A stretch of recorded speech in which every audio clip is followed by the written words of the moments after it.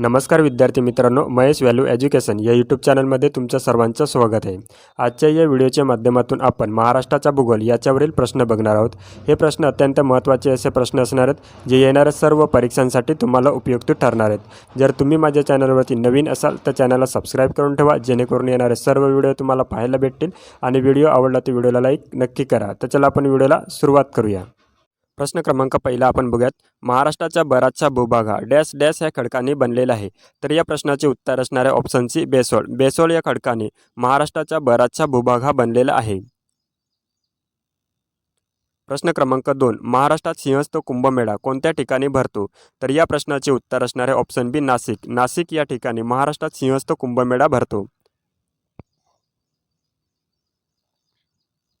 प्रश्न क्रमांक 3, गोदावरी नदीचे उगमस्थान कोणत्या ठिकाणी आहे? तर या प्रश्नाचे उत्तर असणारे ऑप्शन बी त्र्यंबकेश्वर। त्र्यंबकेश्वर या ठिकाणी गोदावरी नदीचे उगमस्थान आहे। प्रश्न क्रमांक 4, सर्वाधिक साखर कारखाने कोणत्या जिल्ह्यात आहेत? तर या प्रश्नाचे उत्तर असणारे ऑप्शन डी अहिल्यानगर। अहिल्यानगर या जिल्ह्यामध्ये सर्वाधिक साखर कारखाने आहेत। प्रश्न क्रमांक 5, नवेगाव राष्ट्रीय उद्यान खालीलपैकी कोणत्या ठिकाणी आहे? तर या प्रश्नाचे उत्तर असणार आहे ऑप्शन ए गोंदिया। गोंदिया या ठिकाणी नवेगाव राष्ट्रीय उद्यान आहे। प्रश्न क्रमांक 6, महाराष्ट्रातील पहिले विद्यापीठ खालीलपैकी कोणते आहे?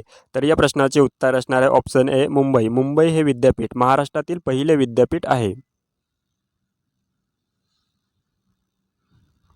प्रश्न क्रमांक 7, आंब्याचे सर्वाधिक उत्पादन करणारा जिल्हा कोणता आहे? तर या प्रश्नाचे उत्तर असणार आहे ऑप्शन ए रत्नागिरी। रत्नागिरी हा जिल्हा आंब्याचे उत्पादन सर्वात जास्त करणारा जिल्हा आहे।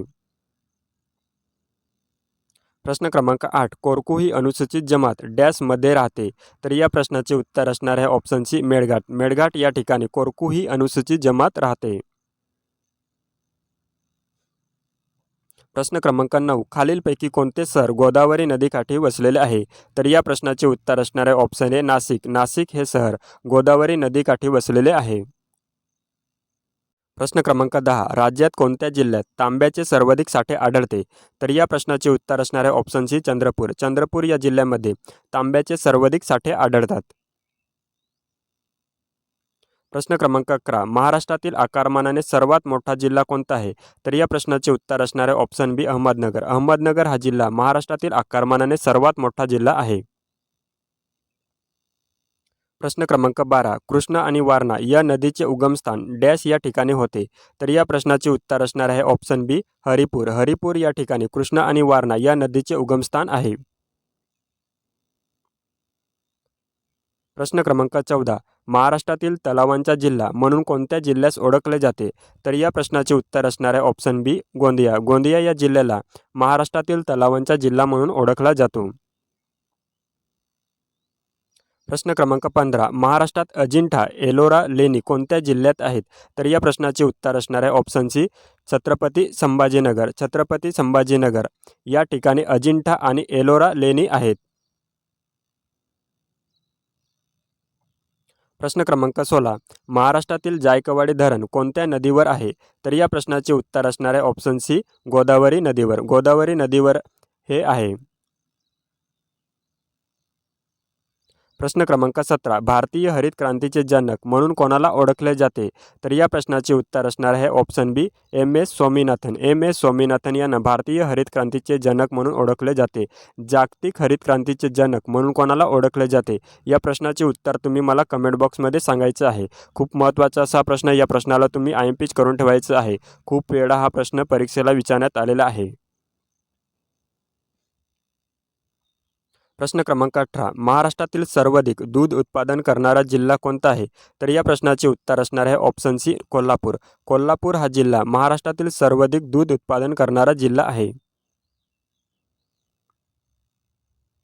प्रश्न क्रमांक 19, देशातील पहिले अरविंद मुक्त कृषी विद्यापीठ कधी स्थापन करण्यात आले होते? तर या प्रश्नाचे उत्तर असणार आहे ऑप्शन सी 2013 साली। 2013 साली अरविंद मुक्त कृषी विद्यापीठ स्थापन करण्यात आले होते। प्रश्न क्रमांक 20, महाराष्ट्रातील सर्वात जास्त समुद्र किनारा कोणत्या जिल्ह्यास लाभलेला आहे? तर या प्रश्नाचे उत्तर असणारे ऑप्शन सी रत्नागिरी। रत्नागिरी या जिल्ह्याला महाराष्ट्रात सर्वात जास्त समुद्र किनारा लाभलेला आहे। प्रश्न क्रमांक 21. खालीलपैकी कोणत्या जिल्ह्याची सीमा मध्य प्रदेश राज्यास लागते? तर या प्रश्नाचे उत्तर असणार आहे ऑप्शन ए गोंदिया. गोंदिया या जिल्ह्याची सीमा मध्य प्रदेश राज्याला लागते. प्रश्न क्रमांक 22. महाराष्ट्रात खालीलपैकी कोणत्या प्रदेशात सर्वाधिक प्रमाणात जैवविविधता आढळते? तर या प्रश्नाचे उत्तर असणार आहे ऑप्शन सी पश्चिम घाट. प्रश्न क्रमांक 23. खालीलपैकी कोणत्या नदीचा उगम महाबळेश्वर या ठिकाणी होतो? तर या प्रश्नाचे उत्तर असणार आहे ऑप्शन डी वरीलपैकी सर्व. कृष्णा, कोयना आणि सावित्री या तिन्ही नदीचा उगम हा महाबळेश्वर या ठिकाणी होतो. प्रश्न क्रमांक 24. क्षेत्रफळाच्या दृष्टीने महाराष्ट्रातील सर्वात लहान प्रशासकीय विभाग कोणता आहे? तर या प्रश्नाचे उत्तर असणार आहे ऑप्शन ए कोकण. प्रश्न समजून घेणे खूप गरजेचे आहे. क्षेत्रफळाच्या दृष्टीने महाराष्ट्रातील सर्वात लहान प्रशासकीय विभाग कोणता आहे? तर या प्रश्नाचे उत्तर असणार आहे कोकण. प्रश्न क्रमांक 25. फरदापूरची लेणी किंवा रुद्रेश्वर लेणी असे नावे कोणत्या लेणीची आहेत? तर या प्रश्नाचे उत्तर असणार आहे ऑप्शन सी अजिंठा लेणी. महत्त्वाचा असा प्रश्न, या प्रश्नाला तुम्ही IMP करून ठेवायचा आहे.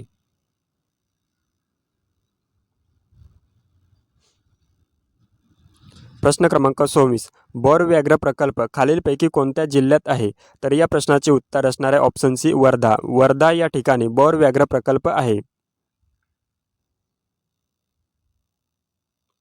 प्रश्न क्रमांक 27. महाराष्ट्रात हिमृसालेचे उत्पादन कोणत्या शहरात केले जाते? तर या प्रश्नाचे उत्तर असणार आहे ऑप्शन सी छत्रपती संभाजीनगर. छत्रपती संभाजीनगर या शहरामध्ये हिमृसालेचे उत्पादन केले जाते. प्रश्न क्रमांक 28. पानशेत धरण कोणत्या नदीवर आहे? तर या प्रश्नाचे उत्तर असणार आहे ऑप्शन बी अंबी नदीवर. पानशेत धरण हे अंबी नदीवर आहे. प्रश्न क्रमांक 29. महाराष्ट्र राज्याची निर्मिती झाली तेव्हा महाराष्ट्रात एकूण किती प्रशासकीय विभाग होते? तर या प्रश्नाचे उत्तर असणार आहे ऑप्शन बी एकूण 4 विभाग होते. खूप महत्त्वाचा असा प्रश्न आहे. महाराष्ट्र राज्याची निर्मिती कधी झालेली? तर 1 मे 1960 रोजी महाराष्ट्र राज्याची निर्मिती झालेली आहे. तेव्हा एकूण प्रशासकीय विभाग किती होते? तर एकूण 4 प्रशासकीय विभाग होते. प्रश्न क्रमांक 30. फेकरी हे औष्णिक विद्युत केंद्र खालीलपैकी कोणत्या ठिकाणी आहे? तर या प्रश्नाचे उत्तर असणार आहे ऑप्शन सी भुसावळ. भुसावळ या ठिकाणी फेकरी हे औष्णिक विद्युत केंद्र आहे. प्रश्न क्रमांक 31. खालीलपैकी कोणती नदी गोदावरी खोऱ्याचा भाग नाही? खूप महत्त्वाचा असा प्रश्न. हा जो प्रश्न आहे प्रश्न क्रमांक 31, हा प्रश्न जसाच तसा 2025ला पोलीस भरतीने विचारलेला आहे. या प्रश्नाचे उत्तर तुम्ही मला कमेंट बॉक्समध्ये द्यायचं आहे आणि सर्व विद्यार्थ्यांनी या प्रश्नाचे उत्तर देण्याचा प्रयत्न करायचा आहे.